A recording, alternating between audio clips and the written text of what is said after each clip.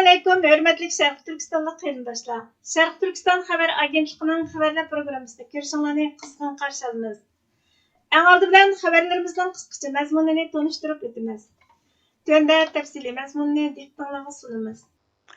Əsr dövlətlər Xitay imperializmi ostidagi mustamlikaga uchragan eglik huquqliq dövlət ekanligini e'tirof qilishga chaqiriq qildi.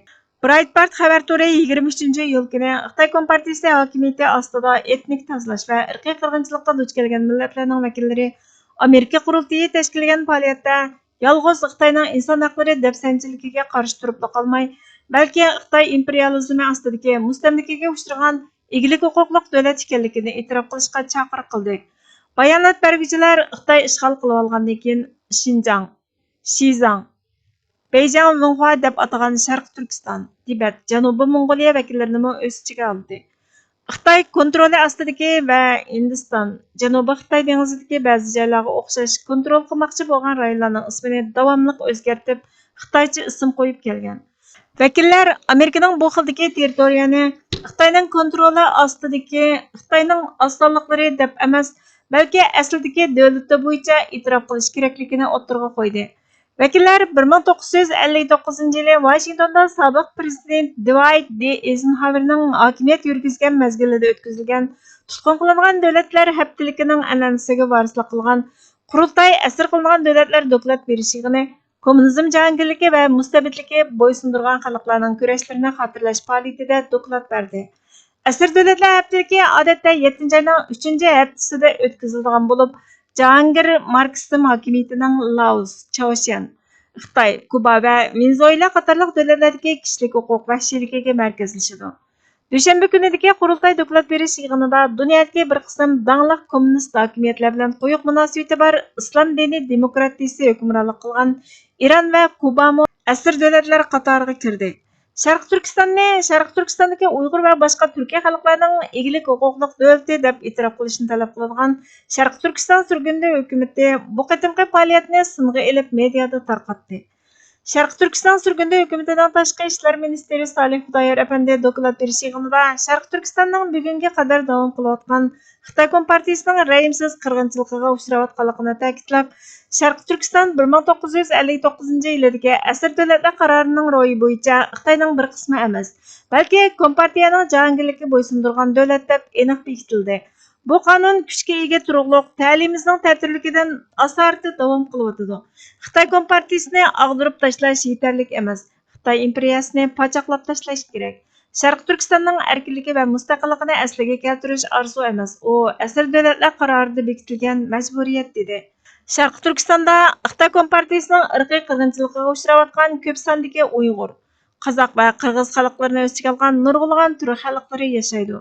Bu davlat 1933-yili eglik huquqliq jumhuriyat sifatida mavjud bo'lib, 1944-yili ikkinchi qatam e'lon qilinib, 1949-yilgacha ikkinchi jumhuriyat sifatida mavjudligini saqladi.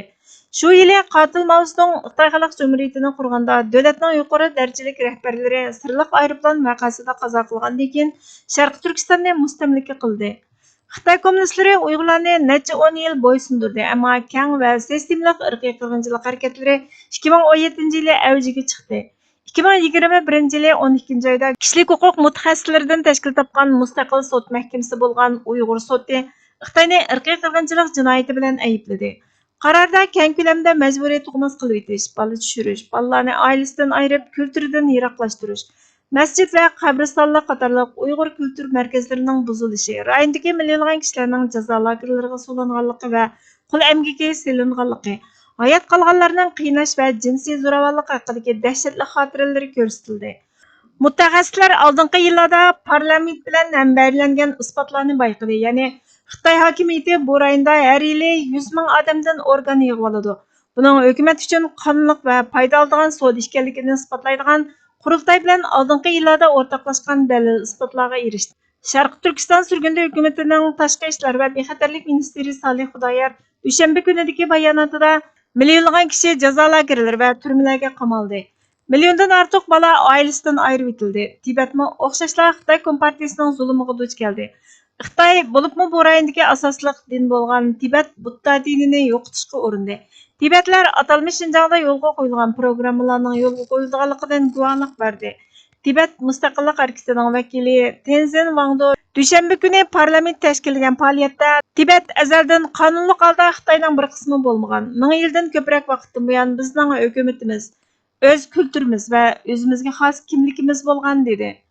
Koreya Amerikalik jurnal Sihun Kim faoliyatda Xitoy hukumatining tili va kulturini yo'qotish urinishiga duch kelayotgan Janubiy Mongoliya xalqining qiyinchiligi haqida so'z qildi deyildi. Asr davlatlar haftasi munosabati bilan Amerika parlamentida chaqirilgan doklad anglash yig'ini turli matbuotlarda xabar qilindi. Yaqında ijtimoiy axborotda tarqalgan birsin qamalgan Sharq Turkiston xalqining usul o'ynashga majburlanganligini, Xitoyning bu orqali irqiy qirg'inchilik qilmishini oqlashga uringanligini yana bir qator ma'lum qildi. Sharq Turkiston surgunda hukumatining tashqi ishlar va bexatarlik ministri Salih Xudoyer apandi ijtimoiy axborot vositalarida buningga qarshi inkos qaytarib, Xitoyning baxtli Uyg'urlar haqidagi soxta bayonlari oshkora bo'ldi. Lagerlarning taqilib qolganligi o'tirg'a qo'yilgan bo'lsa-mu, 2025 yil 7-oydagi yangi ko'rinishlarda Sharq Turkistondagi Uyg'urlarning natsistlar qurgan lagerlardagi insonlarni eslatadigan siziqliq forma kiyib, tikanlik simning orqasida usul o'ynashga majburlanganligi ko'rsatildi dedi. Sharq Turkiston surgunda hukumatining Cumhur raisi doktor Mamtud Binali apandi bu jazo lagerlarining vahshiyligini yo'shirishni maqsad qilgan saxta xushallik tuyg'usiga vakillik qiladi. Bu tabassumning bema'ni yeri shuki, bu begunoh Uyg'ur mahbuslari texi o'ldirilmagan yoki a'zo ko'chirishda a'zolari sug'urib olinmaganligi uchun baxtli ekanligini his qilganligini tushundirdi. Bu video buncha nachar muhitda ularning sog'lomligini saqlash uchun tirishayotgan Uyg'urlarning umumiy psixik holatini aks ettirdi. Sharq Turkiston nazorat davlatiga kishining aqli yetmaydigan kollektiv qo'rqish va qayg'u ichida normal ko'rinishga tirishgan keng ko'lamdagi ochiq havo ro'y kasalliklar doktorxonasiga aylandi dedi. Amerika Avom palata a'zosi Yong Kim telegraf to'ridan foydalanmoqchi bo'lganlarga qarshi turish uchun ikki partiya qonun loyihasini qayta o'tirg'a qo'ygan.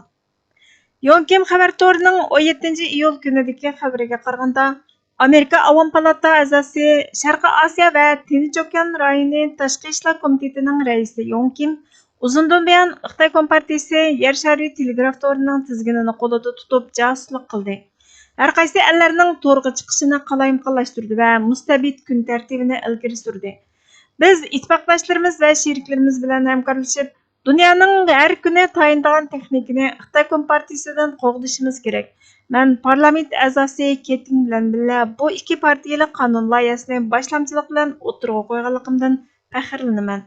Men Amerikaning telegraf ul asliyalarining bexatarligiga kafolatlik qilish uchun yetakchilik rolimni davomli joriy qildiraman dedi.